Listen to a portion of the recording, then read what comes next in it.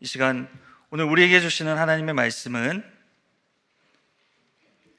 누가복음 22장 14절에서 20절의 말씀입니다. 하나님의 말씀 누가복음 22장 14절에서 20절의 말씀을 제가 봉독합니다.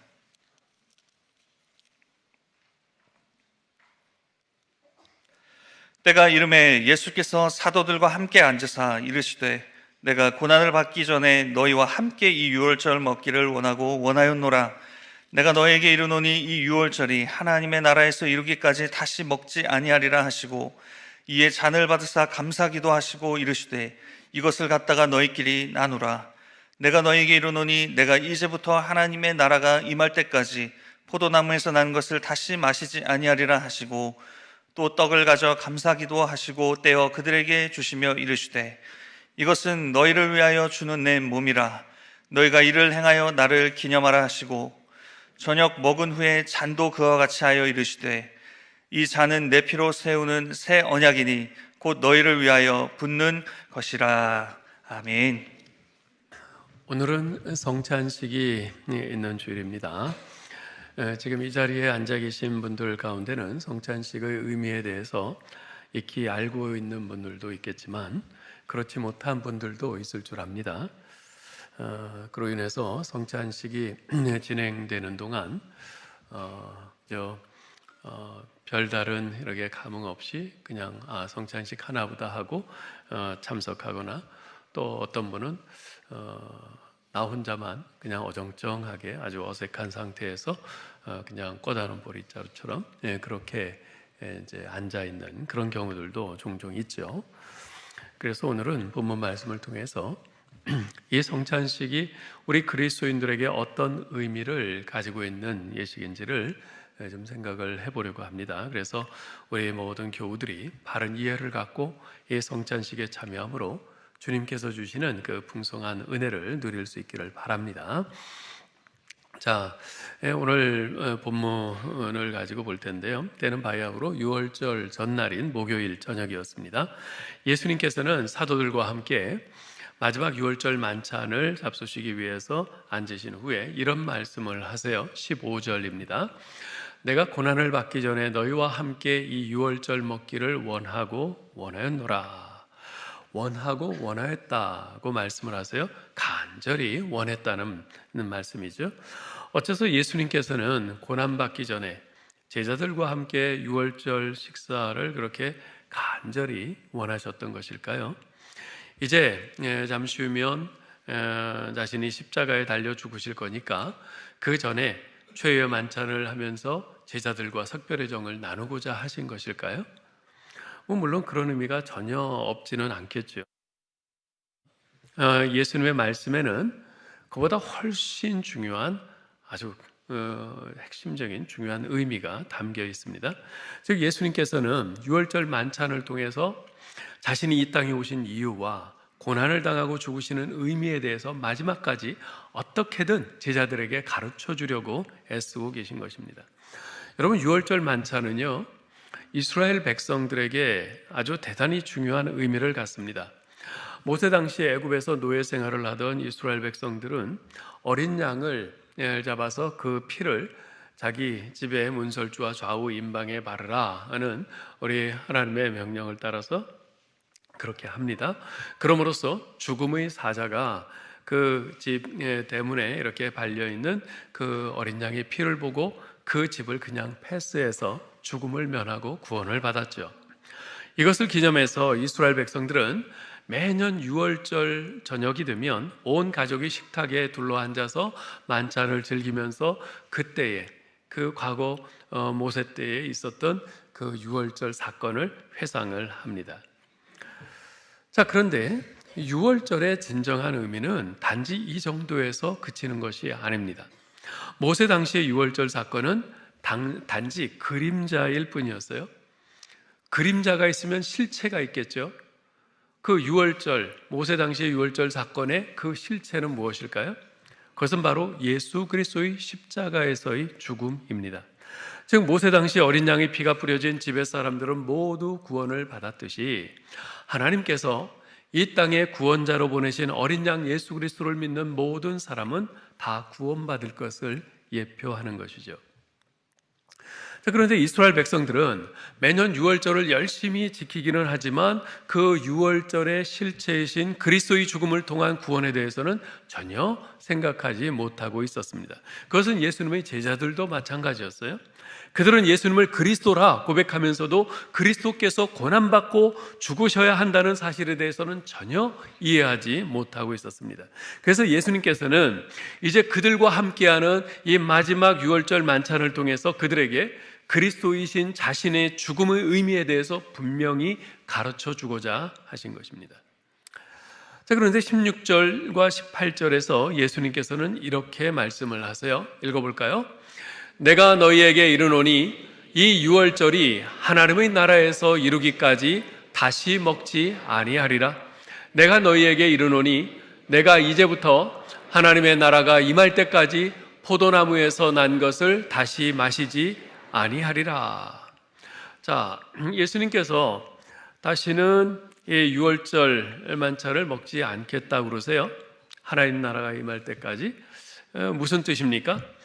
예수님께서는 이 날을 끝으로 이 땅에서는 더 이상 유월절 만찬을 들지 않으시겠다는 겁니다. 왜냐하면 유월절의 만찬은 그림자라고 그랬잖아요. 그것이 실제로 의미하는 것은 예수 그리스도의 십자가의 죽음이라고 그랬죠. 이제 예수님 당신께서 잠시 후면은 이제 잡히셔서 고난을 당하시고 십자가에서 죽으심으로써 구원을 이룰 것이기 때문에 더 이상 그림자인 이 유월절 만찬은 행하실 필요가 없다는 거죠. 그러나 하나님의 나라에서 구원의 완성이 이루어지는 날, 그때는 구원받은 모든 백성들과 함께 천국 잔치를 베푸시며 함께 먹고 함께 마실 것입니다. 이렇게 제자들과 함께 유월절 만찬을 드시면서 주님께서는 이제 본론으로 들어갔어요. 19절, 20절 읽어볼까요? 또 떡을 가져 감사기도 하시고 떼어 그들에게 주시며 이르시되 이것은 너희를 위하여 주는 내 몸이라. 너희가 이를 행하여 나를 기념하라 하시고 저녁 먹은 후에 잔도 그와 같이 하여 이르시되 이 잔은 내 피로 세우는 새 언약이니 곧 너희를 위하여 붓는 것이라. 아멘. 예수님께서는 떡을 떼고 잔을 나누시면서 이제 곧 자신이 당할 십자가 죽음의 참 의미를 제자들에게 가르쳐 주십니다. 그 의미가 뭡니까?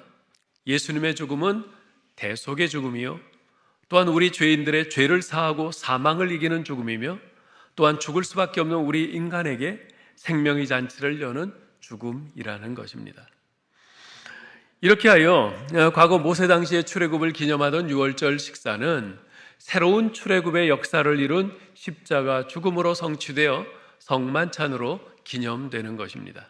과거 유대인들의 전유물이었던 유월절이 이제는 예수 그리스도 안에서 누구든지 참여할 수 있는 진정한 유월절로 발전하게 된 것이죠. 지금 여러분과 제가 바로 그 은혜를 누리고 있는 것입니다. 자, 이렇게 시작된 성찬식은 세례식과 더불어서 예수님께서 제정하신 두 가지 성례 가운데 하나입니다. 예수님께서 십자가에 날려 돌아가시기 전에 제자들과 죄의 만찬을 나누시면서 너희가 이를 행하여 나를 기념하라 명하셨어요. 그런 주님의 명령에 따라서 주님의 이름으로 일컬음을 받는 이 땅의 모든 교회들은 이 성찬식을 거행을 합니다. 저희 교회에서는 매년 4차례씩 성찬식을 행하고 있는데요. 하지만 교회에 따라서 어떤 교회에서는 매주 성찬식을 하는 데도 있고요.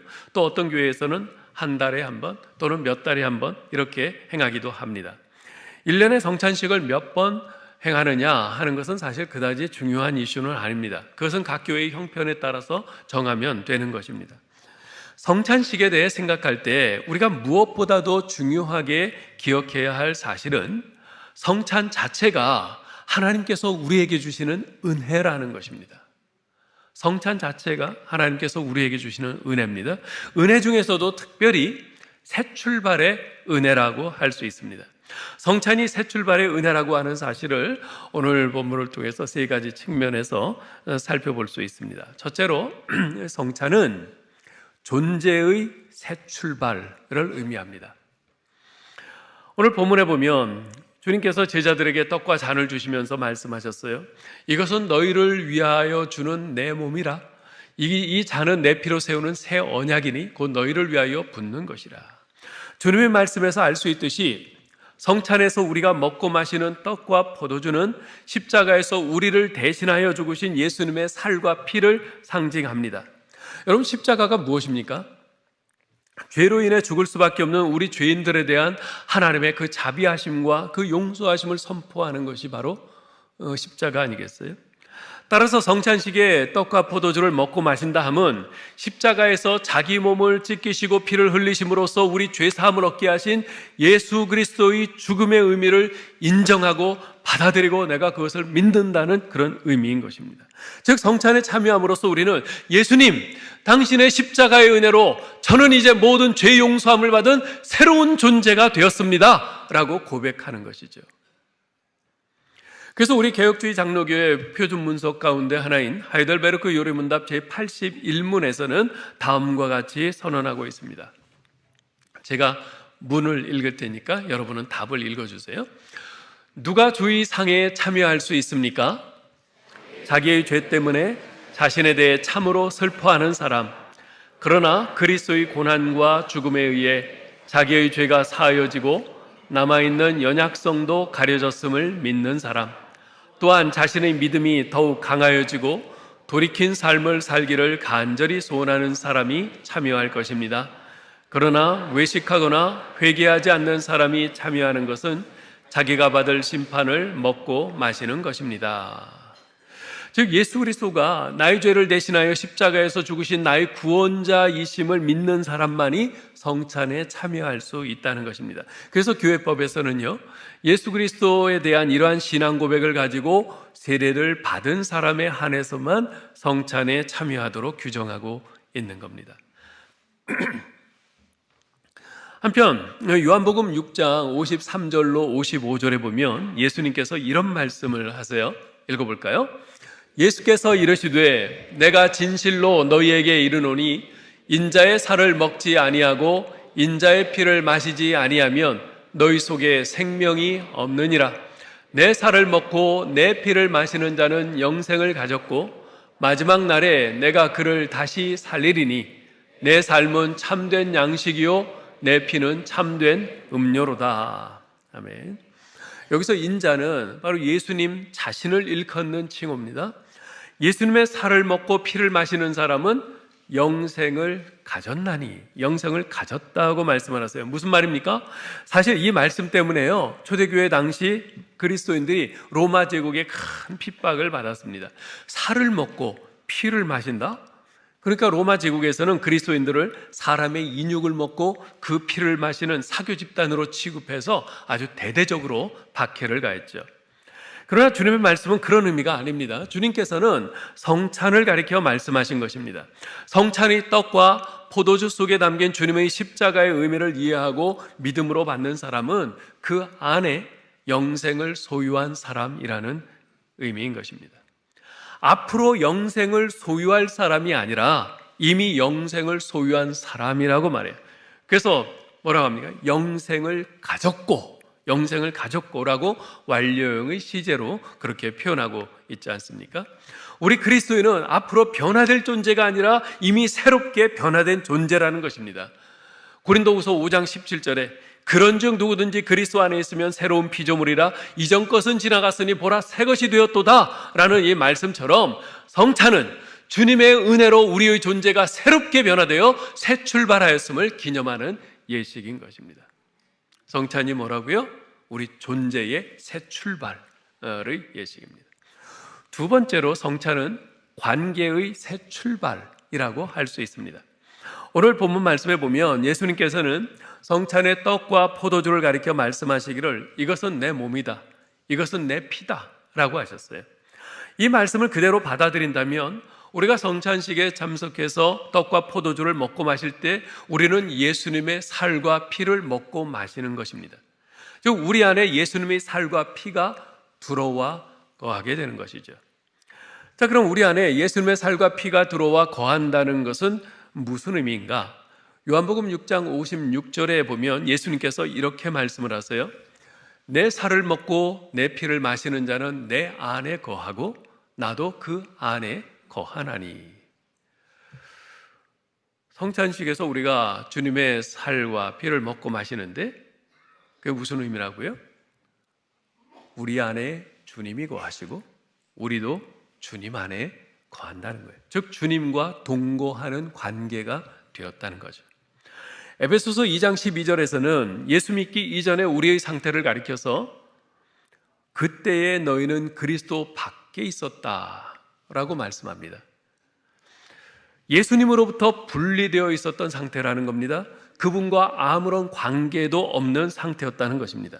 그러나 이제 십자가에서 몸을 찢기시고 피를 흘리시며 죽으신 예수 그리스도의 죽으심의 그 의미를 깨닫고 그 의미를 담고 있는 이 성찬에 참여하는 사람은 더 이상 그분과 분리된 상태가 아니라 이제 그분이 내 안에, 내가 그분 안에 거하면서 동거하는 그런 관계가 된 것입니다. 이렇듯 성찬은 예수 그리스도와 나의 관계를 새롭게 출발시켜주는 하나님의 은혜인 것이에요.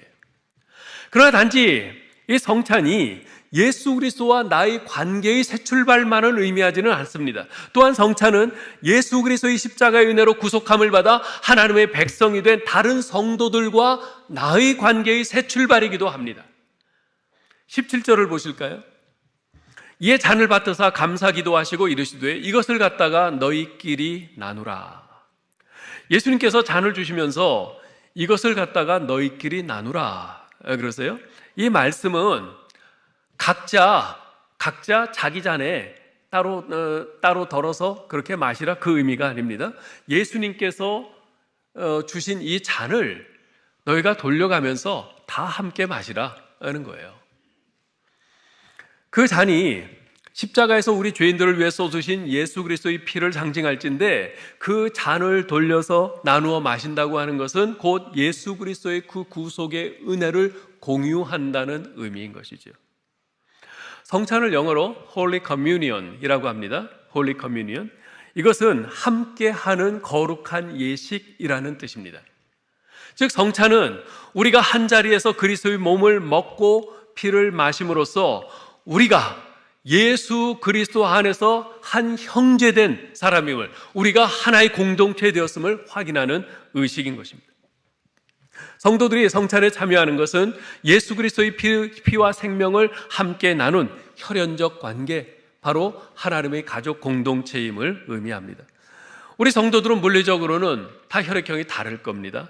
어떤 사람은 A형, 어떤 사람은 B형, 어떤 사람은 AB형, 어떤 사람은 O형 다를 거예요.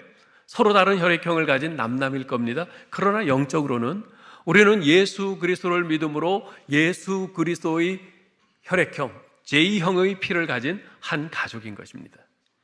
실제로 예수님께서 마태복음 12장 48절 49절에서 이런 말씀을 하셨죠. 누가 내 어머니이며 내 동생들이냐 하시고 손을 내밀어 제자들을 가리켜 이르시되 나의 어머니와 나의 동생들을 보라.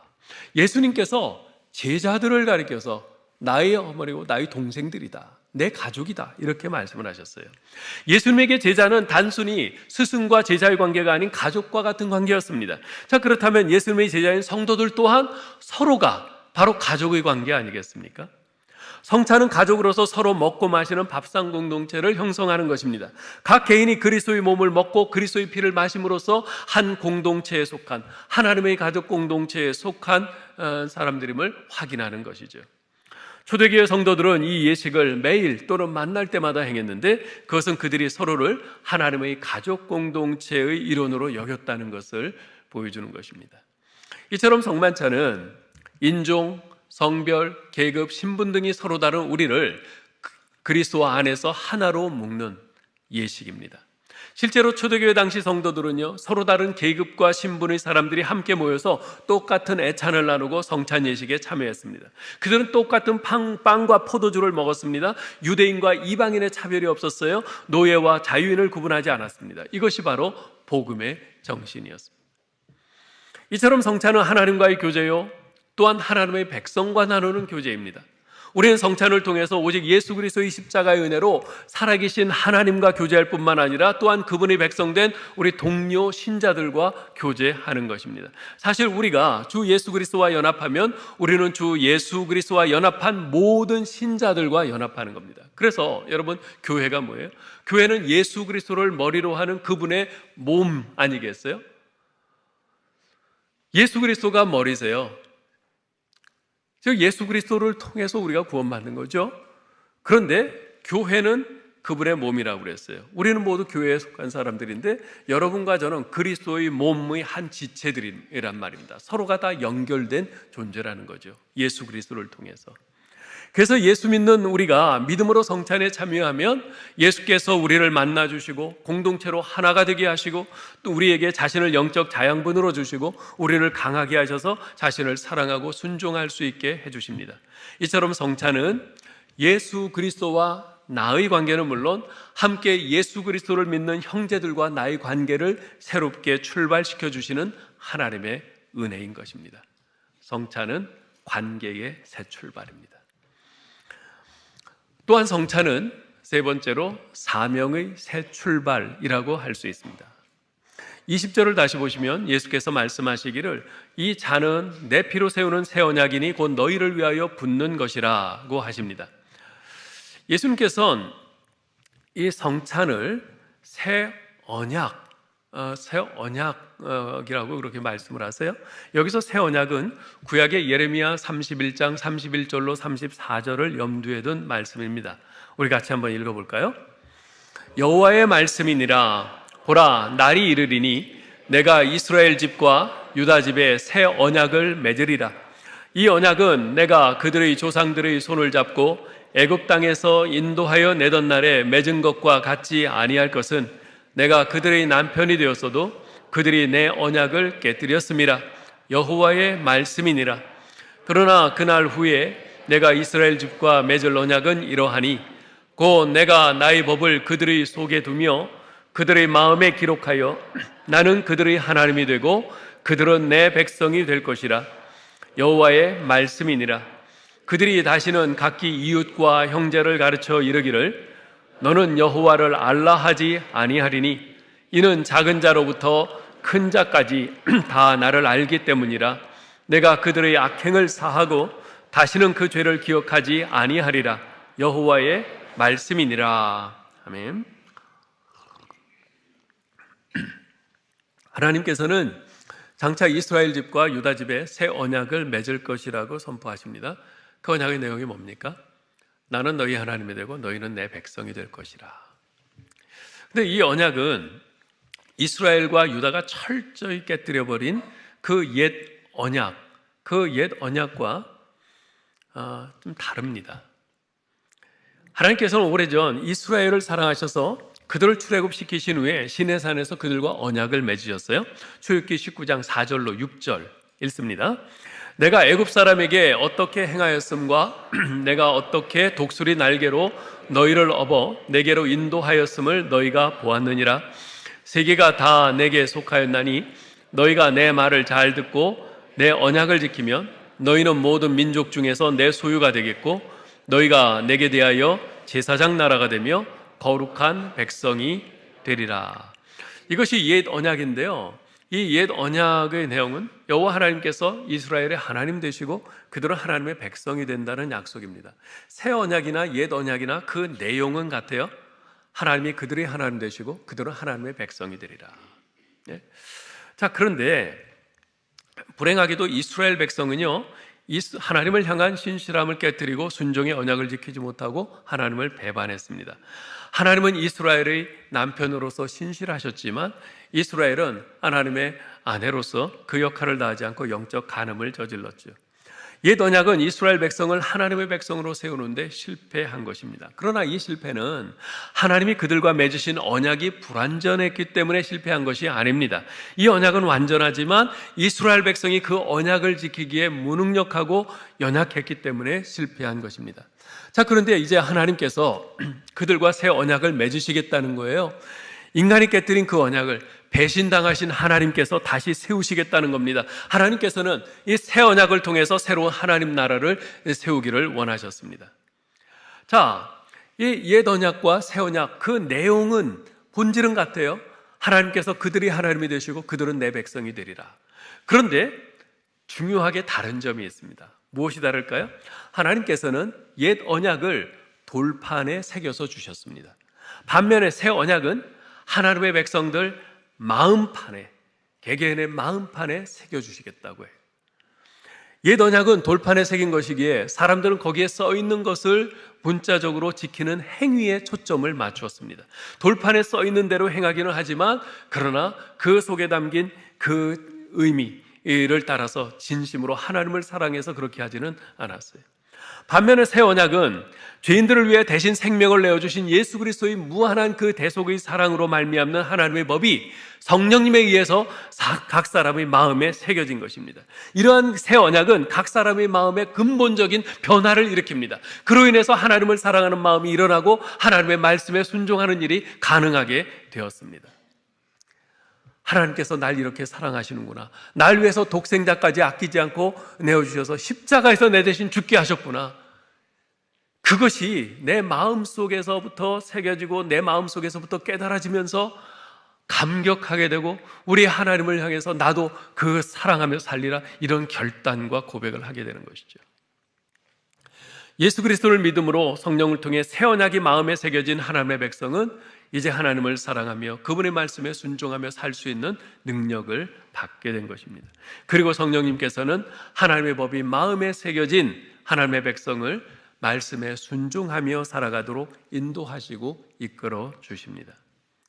이렇듯 예레미야를 통해 선포된 새 언약은 우리 죄인들을 위해서 십자가에서 대신 죽으시고 부활하신 예수 그리스도를 통해서 완전히 성취된 것이죠. 자, 그런데 예수님께서는 성찬을 언약과 연결지어서 말씀을 하십니다. 자, 언약이 뭡니까? 언약이란 것은 일종의 쌍방간의 계약과 같은 것입니다. 그래서 언약에는요, 책임 이행의 의무가 따릅니다. 계약을 했으면 그것을 이행해야 되잖아요. 의무죠. 그 의무가 따라요. 과거 옛 언약에서 하나님께서는 언약의 한편 당사자로서 다른 편 당사자인 이스라엘을 애굽의 속박에서 구원하셨습니다. 그들을 자신의 소유로 삼으셨어요. 제사장 나라와 거룩한 백성으로 삼으셨습니다. 그리고는 이제 언약의 또 다른 당사자인 그 이스라엘을 향해서 너희도 나를 향해서 너희들의 책임과 의무를 이행하라, 이렇게 요구하시는 겁니다. 새 언약에 있어서도 마찬가지입니다. 예수님께서는 십자가에서 몸이 찢기고 온몸의 피가 다 빠져나가는 고통과 자기 희생적인 죽음을 통해서 우리와 언약을 세우셨습니다. 자기 죽음을 담보로 우리를 멸망에서 구원의 자리로 옮기는 언약을 세우신 것입니다. 주님께서는 우리를 구원하기 위해서 자신의 생명까지 아낌없이 다 주시면서 그 요구를 이행을 하셨어요. 주님께서는 이제 우리에게 그 언약에 담겨있는 우리 몫의 책임과 의무를 이행하도록 요구하십니다. 자, 그러면 주님께서 우리에게 요구하시는 우리 몫의 책임과 의무란 과연 무엇일까요? 빌립보서 3장 12절 하반절에서 사도 바울은 이렇게 말합니다. 오직 나는 그리스도 예수께 잡힌 바 된 그것을 잡으려고 쫓아가노라. 나라는 존재에 대해서 예수님께서 꽉 붙잡고 계신 것, 그것을 향해서 그것을 잡으려고 나는 달려간다, 이 말입니다. 자, 그러면 나라는 존재에 대해서 예수님께서 꽉 붙잡고 계신 것, 그게 뭐겠어요? 그것은 바로 사명입니다. 사명입니다. 자신의 생명을 내어주고 날 구원하신 예수 그리스도께서 나에게 부과하신 내 인생의 사명입니다. 예수 그리스도의 십자가의 은혜로 구원받은 모든 그리스도인들은 주님께서 각자에게 부과하신 인생의 사명이 있습니다. 성찬에 참여함으로써 우리는 자신의 생명으로 세우신 주님의 언약을 기억하며 이제 나는 그분으로부터 인생의 새로운 사명을 부여받고 새 출발하는 존재임을 상기하게 되는 것입니다. 이렇게 성찬은 사명의 새 출발인 겁니다. 그 이전까지는 내 인생, 내가 원하는 것, 내가 하고 싶은 것, 그것을 목표로 하고 살아왔던 인생이라면 이제 예수 그리스도의 십자가의 은혜로 구원받은 이후에 내 삶은 예수님께서 나에게 부여하신 그 사명, 그것을 내 인생의 목표로 삼고 살아가는 것이죠. 여러분에게 신청받아 2주 전에 나눠드린 한국 초기 선교사 발자취를 따라가는 21일간의 말씀 묵상, 그 책자에 보면요, 쉐핑 선교사님 이야기가 나옵니다. 우리말로는 서서평 선교사님인데요, 그분은 1912년 우리나라에 입국해서 광주 제중병원에서 간호 선교사로 활동한 분입니다. 근데 이 쉐핑 선교사님에겐 좌우명이 하나 있었어요. 그것은 바로 Not success, but service. 성공이 아니라 섬김. 이것이 바로 그분의 인생의 좌우명이었어요. 쉐핑 선교사님은 자신의 좌우명을 따라서 그 당시 한참 미개한 조선에 와서 23년간 헌신하여 섬기다가 과로로 건강이 악화돼서 1934년 광주 제중병원에서 생을 마감하셨죠. 한번 생각해 보세요. 그 당시 미국과 우리나라는 정말 이 문명의 차이는 정말 비할 바가 아니었어요. 근데 그곳에서 간호사로서 얼마든지 보람되게 또 편하게 그렇게 살 수 있었던 이 쉐핑 선교사님이 태평양 넘어서 이곳까지 와서 이 한껏 위대한 그 조선의 그 백성들을 위해서 23년간 그렇게 헌신하면서 살다가 이곳에 묻힌 그 이유가 뭐겠어요? 주님께서 그분에게 부여하신 사명 때문이었습니다. 그 사명 때문이었어요. 그 사명 때문에 주님이 가라 하시는 이 조선 땅에 와서 이 조선 백성들을 위해서 혼신의 힘을 다하다가 우리 주님 앞으로 가신 것이죠. 여러분, 자기 인생의 사명이 무엇인지를 분명히 깨닫고 있는 사람은 행복한 사람입니다. 그 사명을 감당하기 위해서 전력 투구하는 사람은 참으로 복된 사람입니다. 그 사명을 이행하기 위해서 자신을 절제하며 희생하는 사람은 참으로 인생을 멋지게 살고 있는 사람이죠. 아무쪼록 오늘 성찬식을 통해서 예수 그리스도께서 십자가에서 죽으심으로써 이루어 주신 우리 존재의 새 출발, 관계의 새 출발, 그리고 사명의 새 출발을 다시금 상기하며 그 은혜에 감사하는 한편 여러분의 남은 삶을 그리스도께 부여받은 이 사명을 감당하기 위해서 최선을 다해 드리겠노라 결단하는 저와 여러분 될 수 있기를 주님의 이름으로 축원합니다. 하나님의 은혜를 감사합니다. 주님, 오늘 우리가 성찬의 의미를 살폈습니다. 이제 우리가 성찬 예식을 거행하게 될 때 이 의미를 기억하면서 그 어느 때보다도 더욱 진지한 마음으로 날 위해서 대신 십자가에서 죽으신 예수 그리스도의 그 대속의 죽음의 의미를 기억하면서 또 감사하고 감격하면서 성찬에 참여하고 또 결단할 수 있는 우리 모두 되게 하여 주옵소서. 우리 주 예수 그리스도의 이름으로 기도하옵나이다. 아멘.